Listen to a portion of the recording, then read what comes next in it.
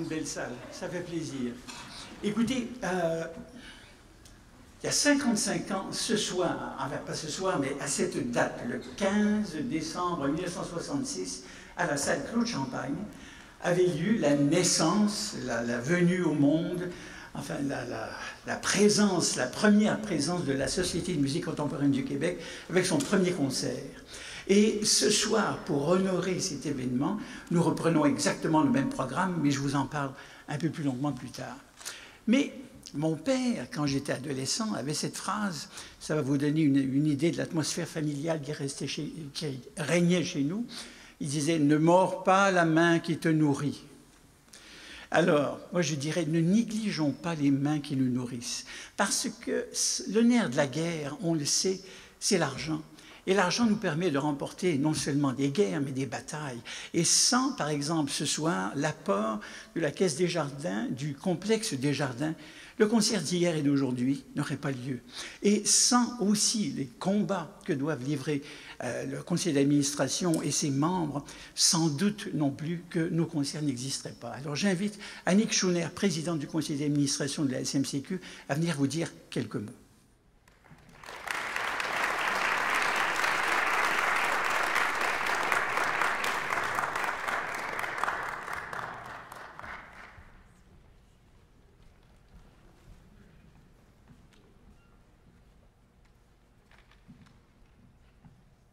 Bonsoir à toutes et à tous. Je suis Annick Schooner, architecte et présidente de la Société de musique contemporaine du Québec. Merci d'être ici avec nous ce soir pour célébrer ensemble le 50e anniversaire de notre Société de musique contemporaine du Québec. Pionnière dans le domaine, la SMCQ a su créer un espace privilégié pour la liberté, l'audace et l'innovation musicale. En tant qu'institution, elle s'enracine et se déploie dans les communautés grâce à ses concerts, à son volet jeunesse, à ses séries hommages et à son festival international Montréal Nouvelle Musique. Depuis 55 ans, la SMCQ crée des ponts entre les compositeurs, les musiciens, les artistes, les pédagogues, les scientifiques, les jeunes, les moins jeunes. Bref, elle rassemble la société autour de nouvelles utopies musicales. Elle nous permet de rêver et de concrétiser nos rêves. Merci à vous tous et à vous toutes d'être présents ici ce soir pour fêter cet anniversaire avec nous. Merci de croire en notre mission, à la fois patrimoniale, culturelle et éducative, en faveur des musiques nouvelles, vivantes. Vive la SMCQ et bon concert!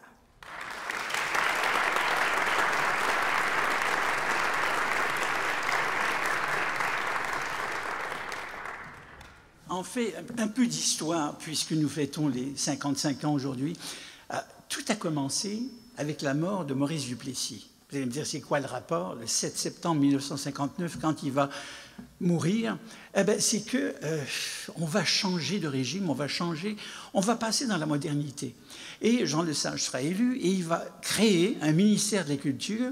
Et c'est Georges-Émile Laparme qui va appeler Wilfrid Pelletier pour en être le secrétaire de la musique au Québec. Wilfrid Pelletier enfin, vous savez qui est Wilfrid Pelletier? Oui? Non. Vous me faites du bien. Et conséquemment, Wilfrid Pelletier téléphone à Pierre Mercure et lui dit « Écoutez, Pierre, il me semble qu'il faudrait quand même que la musique d'aujourd'hui, la création, etc., etc. » Pierre Mercure était, bien sûr, réalisateur à Radio-Canada et compositeur. Et puis, ils se rencontrent et tout se passe. Et puis, finalement, il y avait Marie-Yvonne Kendergy qui est arrivée de France et qui s'était installée à Montréal en passant par Gravelbourg. Il y avait, bien sûr, Jean Papineau Couture qui était le représentant de la Ligue des compositeurs canadiens à Montréal. Il y avait un Britannique qui s'était ramassé au service de Radio-Canada et qui adorait les francophones et qui donc était un allié. Et puis, il y avait Serge Garand qui était compositeur, jazzman, communicateur, enfin, il avait tout.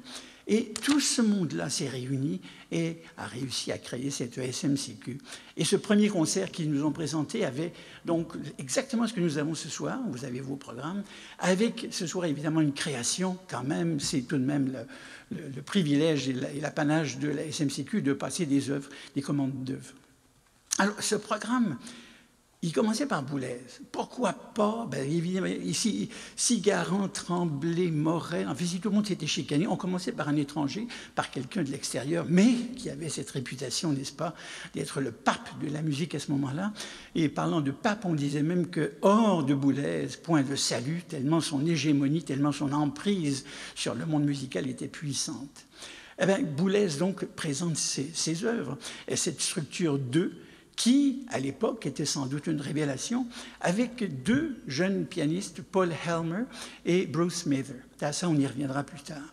Et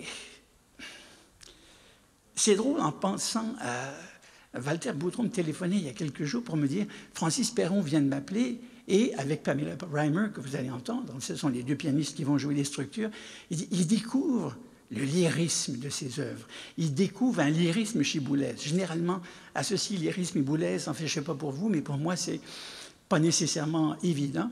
Eh bien, c'est justement cette évaluation du parcours de ces 55 ans que nous allons faire ce soir en reprenant ce programme et en regardant avec nos oreilles de 2021 ce que peut représenter cette musique et la nécessité, l'absolue exigence de voir la SMCQ poursuivre sa mission. Donc, Pamela Reimer et Francis Perron, structure 2 de Pierre Boulez.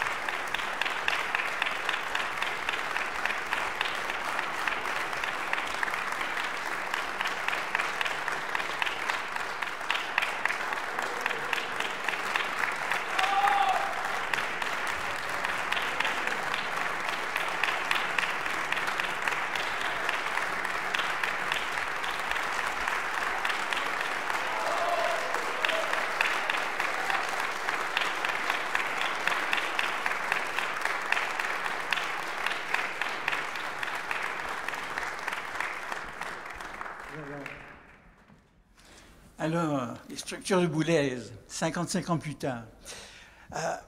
Wilfrid Pelletier avait téléphoné à Pierre Mercure pour une excellente raison, c'est qu'il y avait aussi l'Expo 67 qui venait quand il l'a appelé en 65 pour lui dire il faudrait quand même qu'on présente nos œuvres de nos compositeurs et qu'on se joigne au concert des nations. On ne voulait pas avoir l'air un peu de... Voilà. Et conséquemment, il a téléphoné à Mercure parce que Mercure était déjà de 64 à 66 réalisateur pour la télé de Radio-Canada. C'est lui qui a réalisé 69 des 229 émissions qui sont défilées entre 54 et 67, pardon. C'est quand même assez extraordinaire. Là-dedans, il y a eu Balanchine qui est venu, il y a eu Boulez qui a dirigé le Sacre. Enfin, il y a eu des premières, il y a eu des choses absolument étonnantes. Et donc, Pelletier l'appelle, et puis lui dit on va faire ça. Et évidemment, Mercure, lui, se souvenait qu'il avait déjà contacté et Garand et Marie-Yvonne Kenderji pour la Semaine internationale de musique de Montréal. Ça, c'est du 3 au 8 août. On a eu un événement ici, au Québec, à Montréal, entre autres à la Comédie canadienne, où il y avait... simplement pour faire étalage, il y avait Yoko Ono même qui était là, c'était évidemment avant. Et ensuite, il y avait Mauricio Kagel, il y avait Morton Feldman, John Cage. Enfin, nommez-les, le monde était à Montréal grâce à Mercure. Et donc, Pelletier l'appelle. Et pour fonder cette société, il se souvenait, lui, Mercure, d'avoir demandé à Garand et Kenderji de venir. Et puis donc, ils ont lancé tout ça. Vous allez me dire, qu'est-ce que ça a à voir avec Toi, Loving de Murray Schafer? C'est simple, c'est que... la Société Radio-Canada, le réseau français, avait commandé à Murray Schafer cette œuvre, des textes anglais, c'est 4 femmes, l'histoire de 4 femmes, avec un poète, enfin des textes, et la traduction des textes en français était due à Gabriel Charpentier. Et puis Gabriel Charpentier, lui, était associé à Pierre Mercure, et tout ce monde-là fonctionnait pour pouvoir lancer, le 3 février 1966, Toi, Loving, à la télévision de Radio-Canada. On croit rêver. Enfin. Et puis, il y avait eu un événement, par contre, une tragédie qui était arrivée quelques jours avant, le 29 janvier, donc quelques jours avant. Pierre Mercure avait trouvé la mort en France en voiture et le projet SMCQ était entièrement menacé sans, évidemment, la persistance. Avez-vous connu Marie-Yvonne Kenderji? On ne résistait pas à Marie-Yvonne Kenderji. C'était à la fois le charme, la volonté. Enfin, il n'y avait rien qu'elle ne ferait pas pour arriver à ce que la musique d'aujourd'hui vive. Et donc, elle a repris le projet. Elle a rassemblé Hugh Davidson, Jean Papineau-Couture, Wilfrid Pelletier était toujours là, et bien sûr Serge Garand. Et finalement a eu lieu ce concert où il était tout à fait normal, puisque Garand avait dirigé la production télévisuelle de Toi, Loving, qu'on reprenne un air, d'autant plus que cet air, il est drôle, il faut de l'humour, il faut avoir du chien pour le faire. Et c'est pour ça qu'on retrouve dans ce rôle, donc ce soir, Marie-Annick Béliveau, qui a du chien, et puis Louise-André Barry au piano, l'ensemble de la SMCQ et l'ensemble à percussion Sixstrom, dirigé par Jean-Michel Lavoie. Donc cet air d'Ishtar de Toi, Loving de Murray Schafer.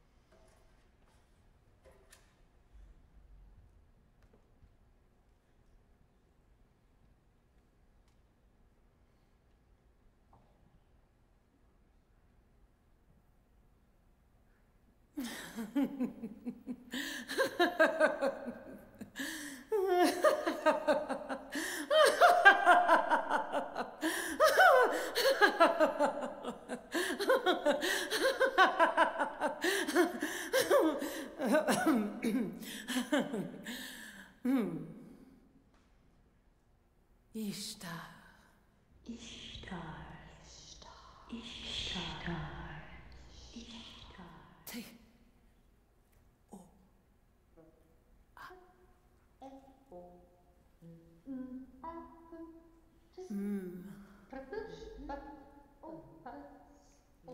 Oh,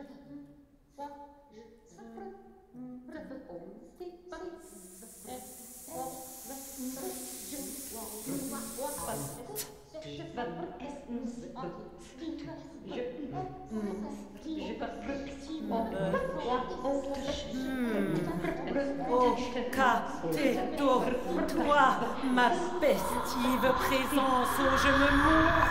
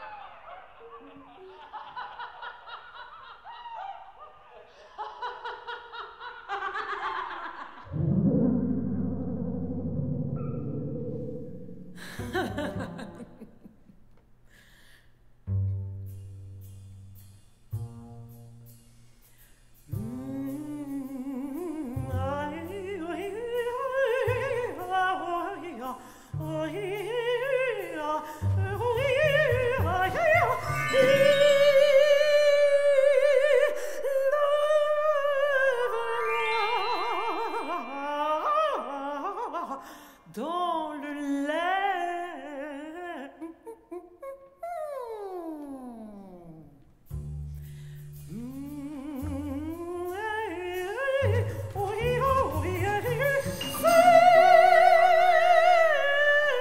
Sèche-moi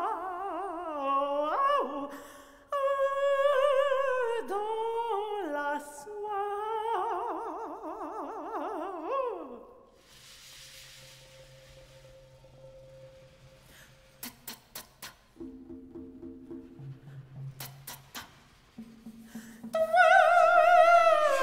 Ton œil de pourpre, badabadou, badabadou, badaba.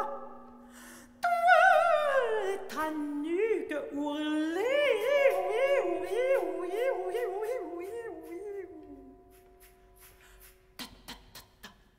Toi, ta chaleur d'eau, badou, badou, badou, badou, badou, badou. Cha, cha, cha. Toi, le cœur, ton œil est tes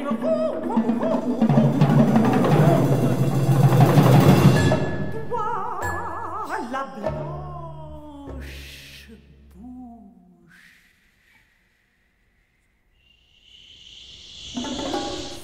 Surgir de soi, barbare, victime.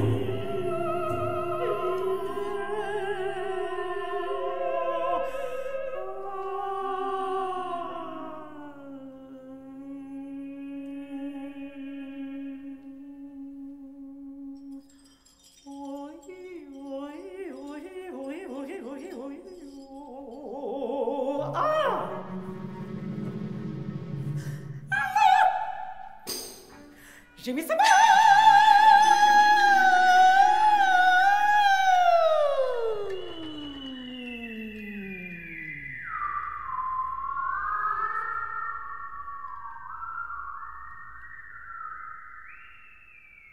En un gémissement. Amour, amour, amour, amour, amour, amour, amour, amour, amour, amour. Amour. Amour.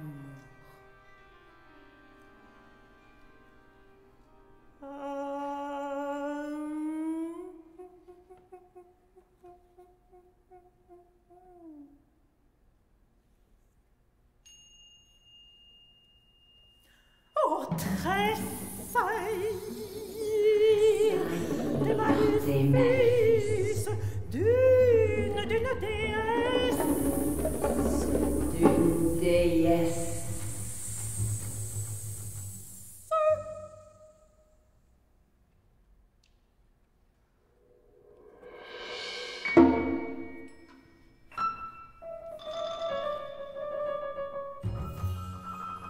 Petite bercelette et tendre.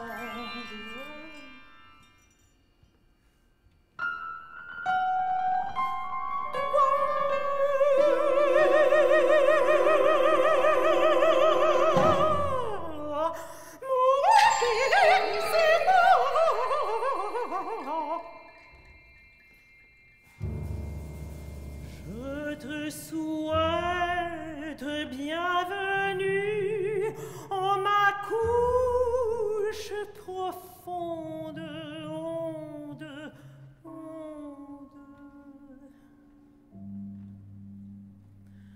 Oh, toi, nourrissine de mon désir.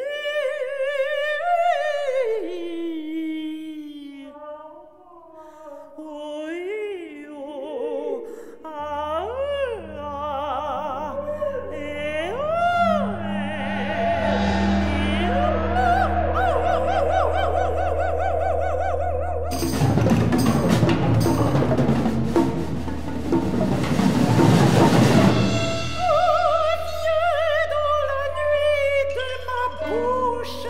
sur un pont.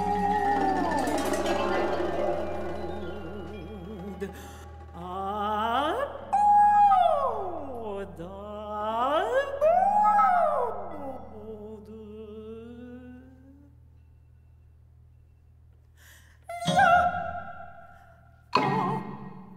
La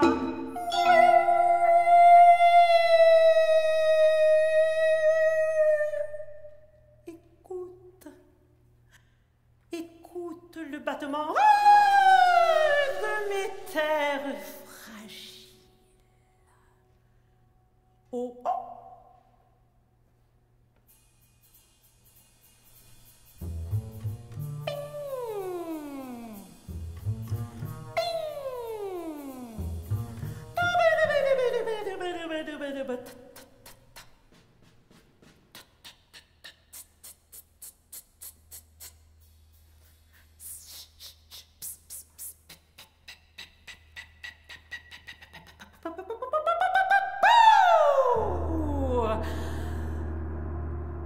Prêtresse,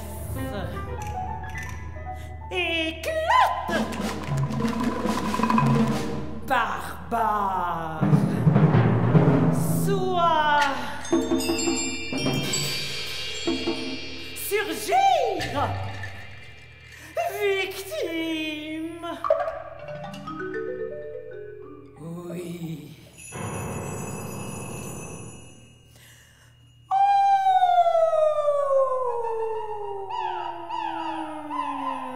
M'éclate.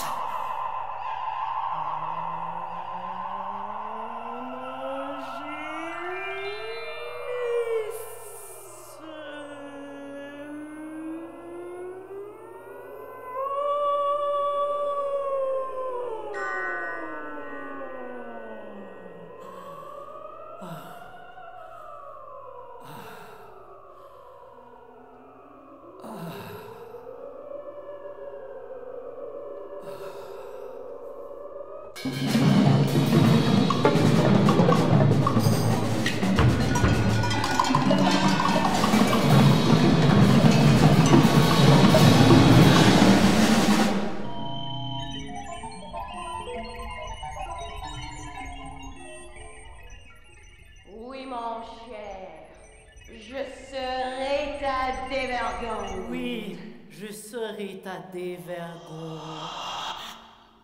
Oui, je serai ta...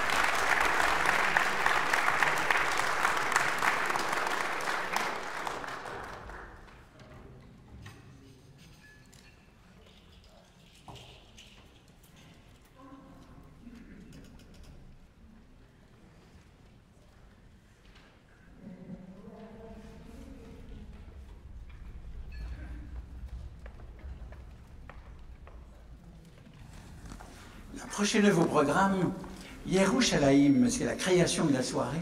Et Yerushalayim, c'est la première œuvre d'une série de 3. Il y aura 3 œuvres et c'est basé sur Jérusalem. Yerushalayim, c'est l'épellation de Jérusalem en hébreu, en juif si on veut. Et il y aura eu une deuxième volet qui s'appellera Al-Quds, qui est là où Mahomet s'est envolé vers les cieux.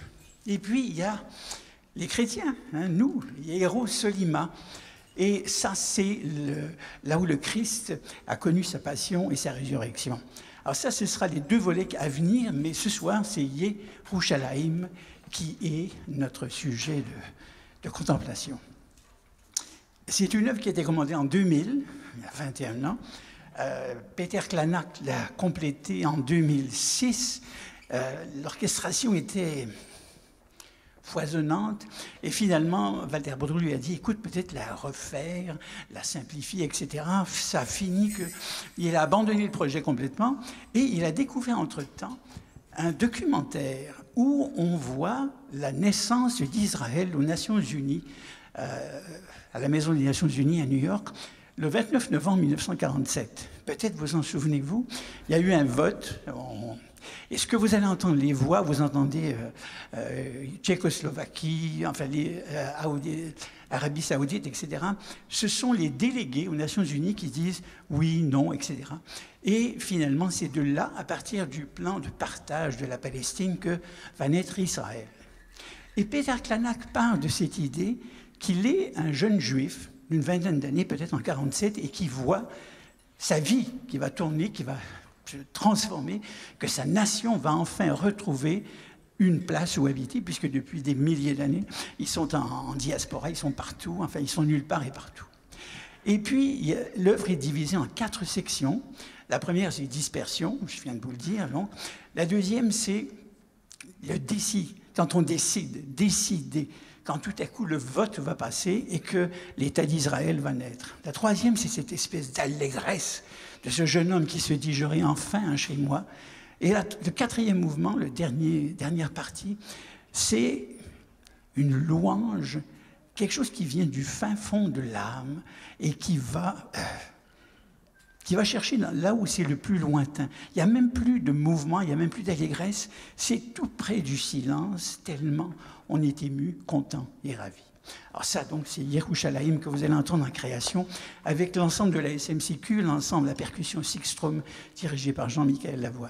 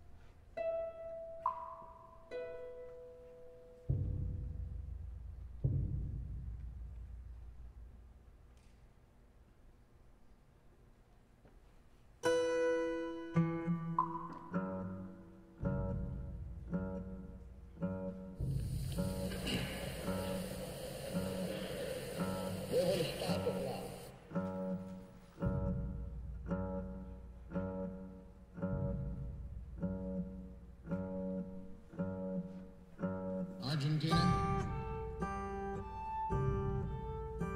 abstention. Czechoslovakia,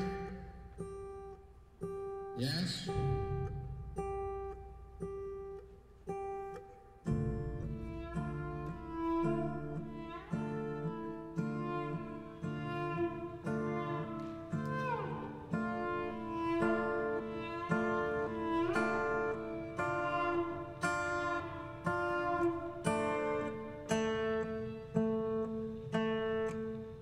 Egypt, no. France, yes.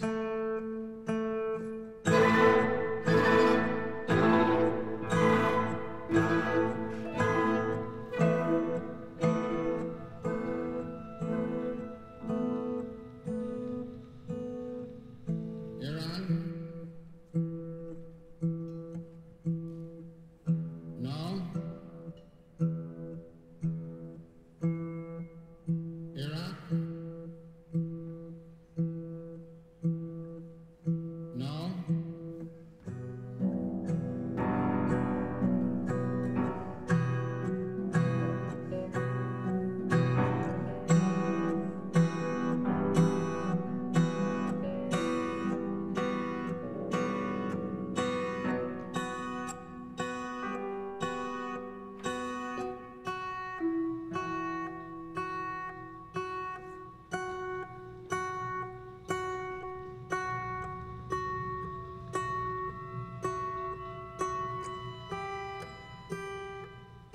Lebanon,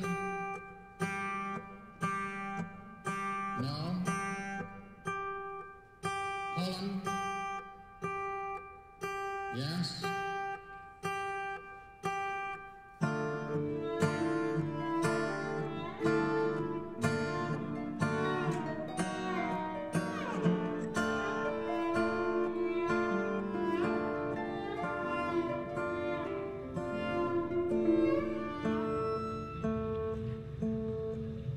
Saudi Arabia, no. Syria,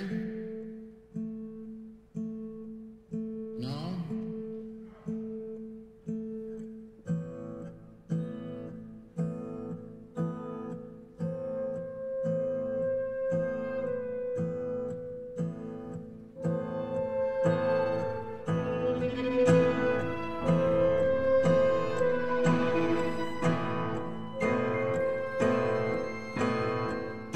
Ukraine,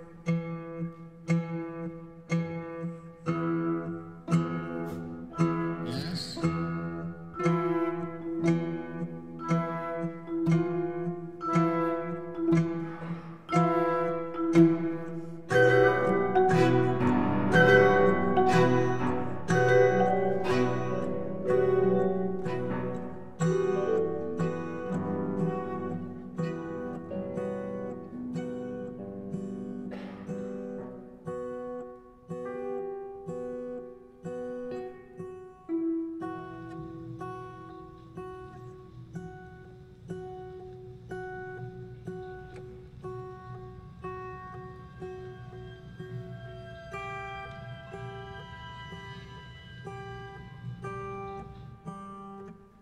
South Africa, yes.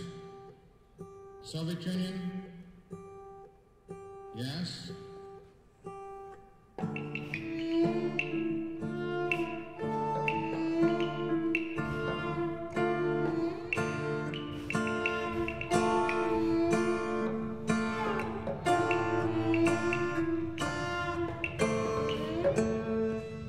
United Kingdom, abstain.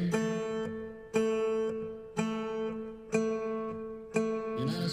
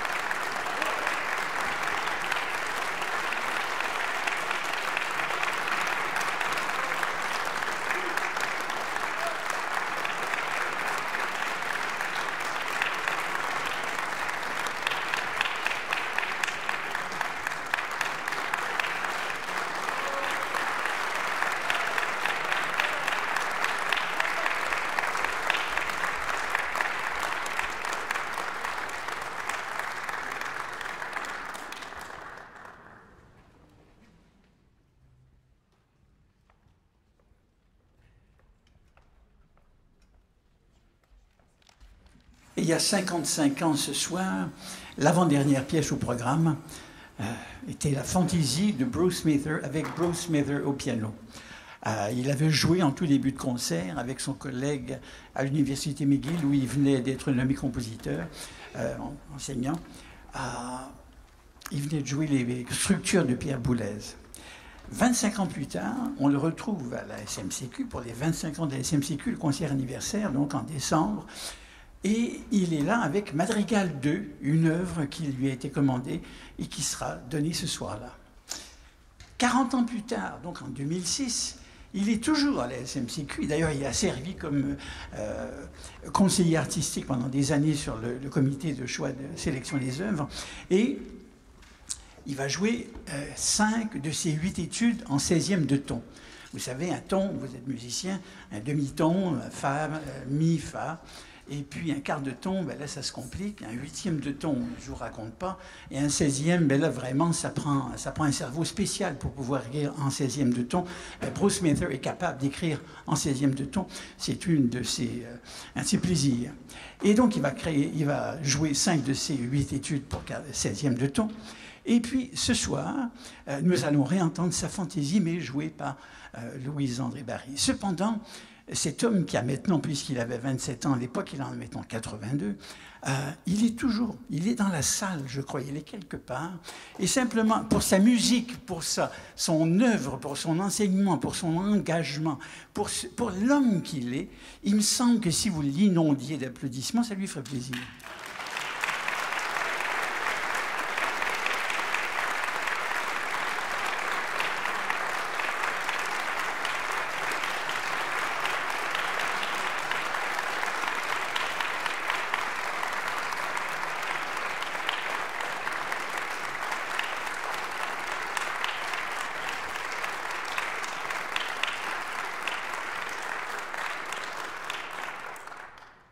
Il y a une qualité quand c'est senti qu'on ne retrouve pas toujours.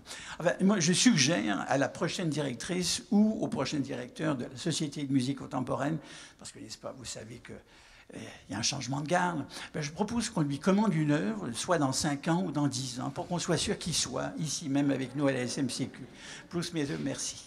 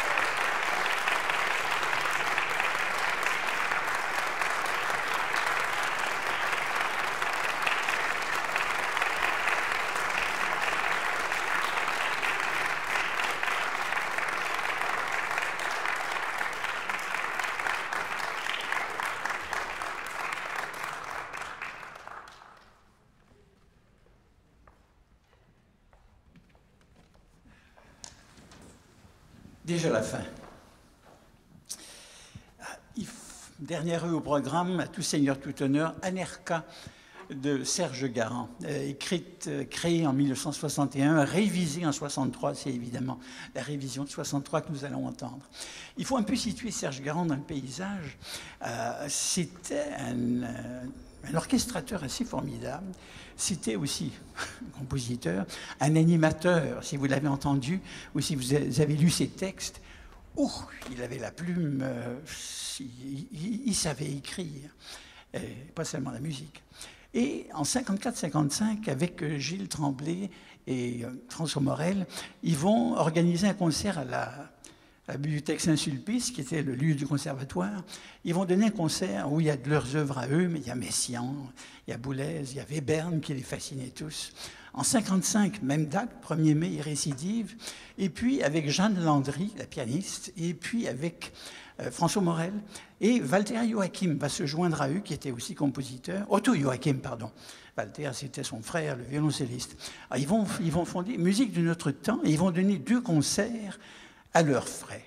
Et puis, Garand se décourage. Ça, on le sait moins, mais il y a 2 ans où il écrit rien, où il fait presque rien. Il se rabat sur... c'est un excellent instrumentiste. Il va gagner sa vie dans les clubs de jazz, dans les clubs, dans les bars. Et c'est sans doute ce qui explique sa voix graveleuse, si vous l'avez encore à l'oreille. Et puis, jusqu'à 1960, où Pierre Mercure, toujours, l'appelle avec Marie-Yvonne Kendergy pour lui dire, écoute, il y a tout de même cette semaine de musique internationale de musique qui va avoir lieu. Et là, il va faire Anerka. Et pour porter Anerka sur les fonds baptismaux, qui, croyez-vous, va diriger Mauricio Kagel. Comme on dit, c'était un beau parrain, ça commençait bien. Et puis à partir de là, Garand va voler pendant 25 ans, hélas, partant trop vite. Et Walter Boudreau dit de cette œuvre, c'est un bijou. Quand on connaît Walter, il est généreux, mais il a la dent quand même solide, et il dit que c'est un bijou parce que c'est la première œuvre de Garand où tous les paramètres de l'œuvre définissent l'écriture. C'est le surréalisme à l'état pur. Et le surréalisme à l'état pur, quand tout à coup il est complètement assimilé, qui va au bout de lui-même, ça crée une espèce de lyrisme, justement. Ça crée une espèce d'enchantement, d'envoûtement. Et moi, je vous propose de prendre votre iPhone ou votre appareil et mettez-le en boucle. Ça devient totalement hallucinant parce que c'est tellement bien écrit qu'on pourrait vraiment le répéter à l'infini. Alors, donc, Anerka, avec l'ensemble de la SMCQ dirigé par Jean-Michel Lavoie. Et puis, bon anniversaire à nous tous et à nous toutes. Et puis, à très bientôt. Au revoir.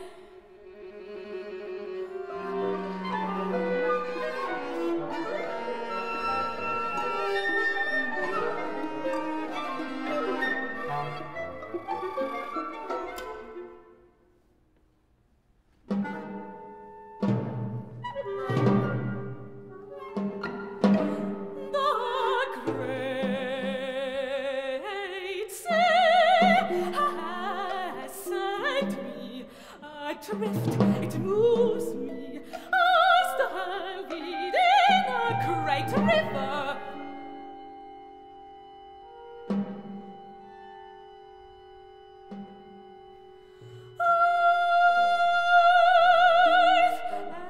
And the great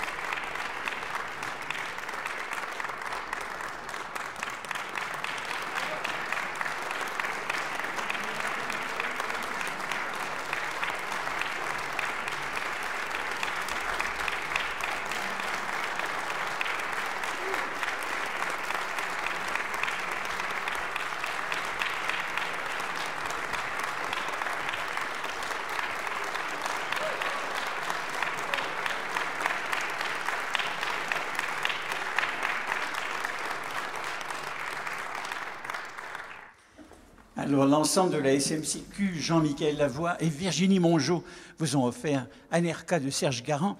Et il y a 4 concerts consacrés à... Ce sont des portraits. Et en janvier, février et mars, nous aurons Simon Bertrand, Michel Lontin, Jean Lesage.